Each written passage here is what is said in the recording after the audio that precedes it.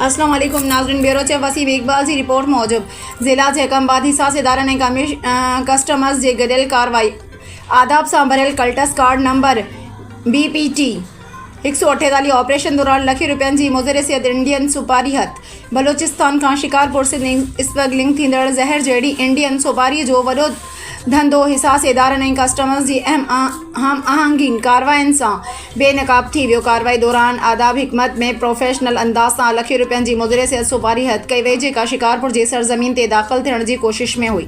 इतलान मूजिब smuggler मुज़रिसियत Indian सुपारी खे बलोचिस्तान मां लिकाए सिंध अंदर मार्केट में फैलाइण चाहिनि पिया, पर कानून जे अॻियां संदन उहा साज़िश नाकाम थी वई।